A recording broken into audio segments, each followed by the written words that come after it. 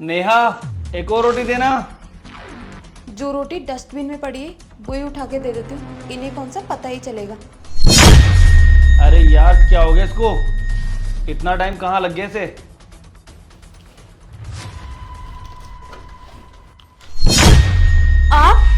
आप यहाँ क्या कर रहे हो? मैं लेकर आ रही थी ना रोटी। ये क्या कर रहे हो तुम मुझे डस्टबिन से खाना निकाल के दे रही हो? तुम पागल हो क्या? वो तो ये रोटी डस्टबिन में गिर गई थी, इसलिए मैं इसे निकाल रही थी। और मैं कोई पागल थोड़ी ना हूँ जो तुम्हें डस्टबिन से खाना निकाल कर दूंगी। पागल तो हो तुम। जब डस्टबिन में रोटी गिर गई थी तो उसे निकालने की क्या जरूरत है? तुम फ्रेश भी तो बना सकती हो ना। अरे यार, मैं सच में पागल हूँ। जब डस्टबिन में रोटी गिर गई थी तो पता नहीं मैं उसे क्यों ही निकाल रही हूँ। एक काम करो, आप बाहर बैठो, मैं आपके लिए वहीं खाना लाती हूँ। अरे नहीं, कोई बात नहीं। तुम एक काम करो, मुझे दे दो। तुम फालतू में क्यों परेशान हो रही हो? अरे आप चलो ना बाहर, कितनी गर्मी हो रही है किचन में। मैं आपके लिए गरम रोटी लेकर आती हूँ, जाओ आप बाहर। अरे तुम हटो यार, मुझे ले लेने दो। अरे ये तो खाली है, इसमें तो कोई रोटी नहीं है।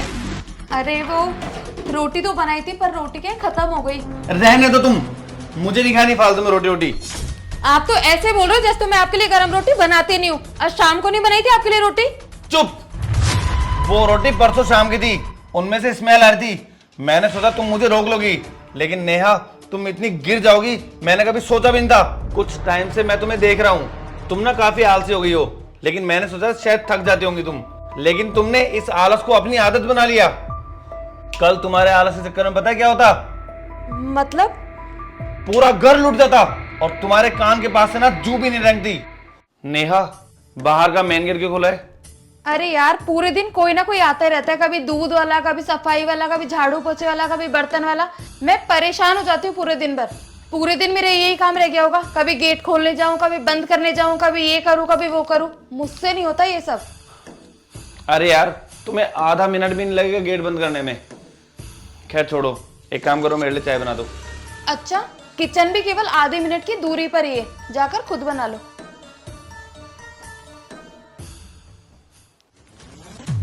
अरे ये स्मेल कैसे आ रही है?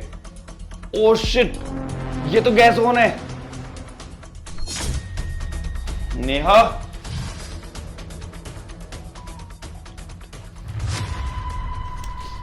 सॉरी, ये अभी से क्या बोलूं? कल तुम सो रही थी इसलिए मैंने तुम्हें कुछ कहा नहीं, लेकिन नेहा तुम्हारी एज देखो, तुम्हारी एज में इतना आलस ठीक नहीं है। अरे तुमसे अच्छे तो कम से कम भी 60 साल के बुढ़े होते हैं बेचारे। खैर छोड़ो कल की बात तो, लेकिन आज तो तुमने हद पार कर दी। अरे डस्टबिन में से रोटी निकाल के दे रही हो तुम मुझे। नेहा, मुझे तुमसे ये उम्मीद नहीं थी। तुमने पता नहीं ये आलस की बीमारी कहां से पकड़ ली। सॉरी यार, तुम सही कह रहे हो, गलती तो मुझसे हुई है। पता नहीं आजकल मुझसे काम होता ही नहीं है, लेकिन अब मैं क्या करूं? सारी चीजें तो मुझे कॉल्स पे मिल जाती है, दूध है, दही है, सब्जी है, और बचा बाकी का सामान वो आप लेकर आ जाते हो। और साड़ी, सूट, ये सब मैं ऑनलाइन ही मंगा लेती हूँ। अब तुम ही देखो ना, सफाई करने के लिए सफाई वाली आती है, बर्तन धोने के लिए बर्तन वाली आती है, तो अब इन सब चीजों से मेरे अंदर आलस तो बढ़ता ही जा रहा है ना यार। तुम ही बताओ कि मैं क्या करूं। सही कह रहे हो यार नेहा तुम। आखिर ये जो डोर टू डोर सर्विस है ना, इन्होंने हमारी आदत बिगाड़ दी है। लेकिन नेहा, ये सब होने भी तो हम ही देते ना। अगर डिलीवरी वाला सोसाइटी के गेट तक आ गया तो उसे हम घर तक बुलाते हैं, अगर उसने मना कर दिया तो हम उसे बैड रिव्यू दे देते हैं। अरे 100-200 मीटर अगर हम चल लेंगे तो हमारा क्या घिस जाएगा यार, जबकि हमारी बॉडी में एनर्जी लेवल बढ़ेगा। हम लोगों को अगर राशन चाहिए, सब्जी चाहिए, तो हम लोग डिलीवरी बॉय से मंगाते हैं। क्यों?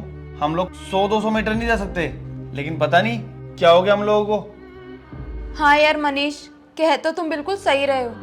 आज मैं खुद से और तुमसे एक प्रॉमिस करती हूँ कि ये जो छोटे मोटे काम है ना, वो मैं खुद करूंगी। जैसे सब्जी लाना, फ्रूट्स लाना, और घर की साफ सफाई, बर्तन वर्तन धोना और कपड़े धोना, ये सब मैं ही करूंगी। और हाँ, सबसे मेन बात, आपके लिए गर्मा गर्म रोटी भी मैं ही बनाऊंगी। अरे बनाऊंगी क्या, एक काम करो, तुम बैठो, मैं तुम्हारे लिए गर्मा गर्म रोटी बना के लाती हूँ। ठीक है, और हाँ, गैस बंद करना मत भूलना। अच्छा, इतनी भी आलसी नहीं हूँ मैं। तुम्हें तो ये बात समझ में आ गई, पता नहीं और लोगों को ये वाली बातें कब समझ में आएंगी।